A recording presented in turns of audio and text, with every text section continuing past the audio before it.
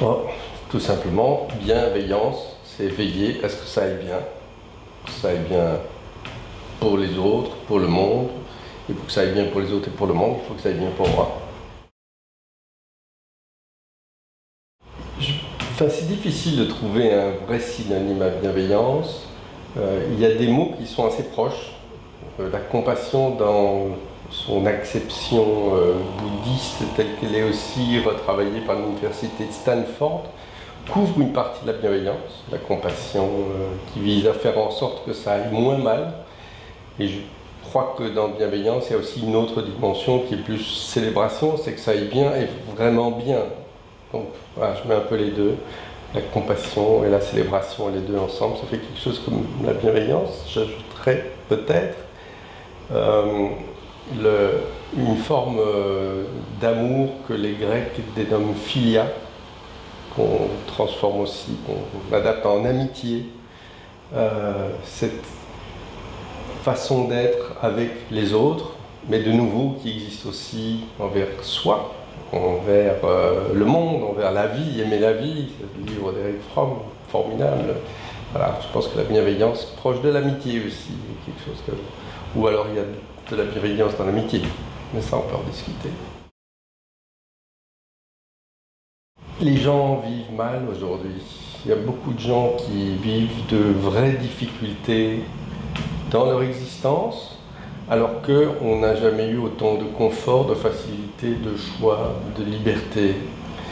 Et une des raisons pour laquelle ça se passe, je crois qu'on le sent aussi, les personnes le sentent, et moi je l'ai senti puisque je passe par là, c'est qu'il y a un manque de bienveillance dans le monde.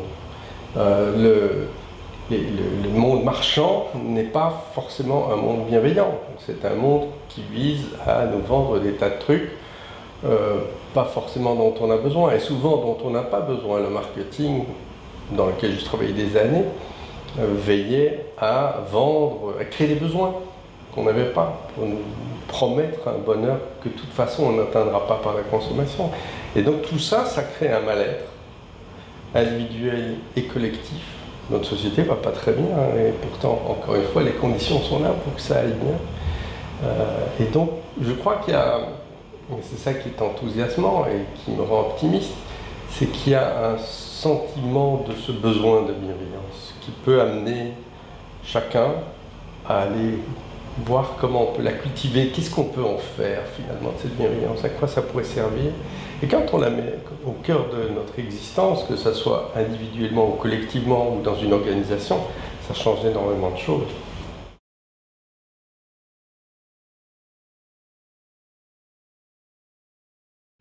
Je parle souvent de bienveillance profonde ou authentique, à mettre peut-être non pas en opposition, mais juste un cran plus loin que la simple bienveillance ou le bien-être au travail, la qualité de vie au travail. Je pense que la différence réside dans l'esprit qui anime et l'énergie que cela génère chez les personnes.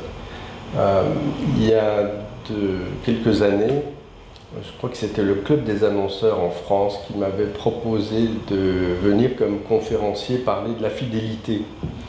Il se fait que dans une vie antérieure, j'ai pas mal travaillé sur la fidélité aux marques et notamment sur la fidélité aux marques de distributeurs et aux grands distributeurs. Et ayant progressé moi-même dans ma vie et dans ce que je fais, j'ai accepté de faire cette conférence, mais en plaçant la fidélité comme un concept un peu central dans la vie des organisations, en disant mais oui, c'est chouette qu'une marque, qu'une entreprise ait envie que ses clients lui soient fidèles, mais dans quelle mesure est-ce que la marque et l'entreprise est fidèle à ses clients?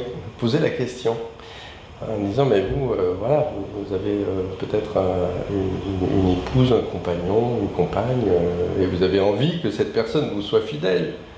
Et est-ce que vous pourriez légitimement espérer qu'elle soit fidèle si vous n'êtes pas fidèle? Or, dans le monde professionnel, des notions comme la fidélité et la bienveillance aussi ne sont pas vues de manière holistique. Et donc, je crois que ce que la bienveillance peut amener aux organisations, c'est un questionnement qui fait du bien. dans les quatre vérités du bouddhisme, mais qui sont pleins de bon sens. Je ne suis pas bouddhiste, mais je trouve que c'est intéressant de regarder. La quatrième, parmi les pièges qui sont indiqués dans la vie, il y a celui de l'ignorance. Et quand on ne prête pas attention à la bienveillance, on peut ignorer une série de choses que l'on fait et qui peuvent avoir un effet néfaste autour de soi, ou pour soi d'ailleurs. Et donc je crois que la bienveillance, elle peut amener les entreprises à se poser de meilleures questions. Et quand on se pose de meilleures questions, on trouve de meilleures réponses. Je crois que le besoin de bienveillance que l'on sent, que l'on entend, que l'on voit, c'est pas que des individus, c'est aussi des consommateurs, ce sont aussi des travailleurs, ce sont aussi des dirigeants, ce sont des parties prenantes. Et que chacun a besoin de regarder comment il peut faire un peu mieux. Et voilà, ça c'est le point de départ d'une transformation majeure, je crois, de la vie des entreprises. Quand on se demande, mais au fond, comment je peux faire pour que les personnes qui travaillent avec moi se sentent mieux? Comment je peux faire aussi pour me sentir mieux moi-même? Comment je peux faire en sorte que ça aille mieux pour mes clients, que ça aille mieux pour mes fournisseurs, que ça aille mieux pour l'environnement, pour la planète? Voilà. Ça devient vraiment intéressant. Et ça peut amener des transformations assez fondamentales.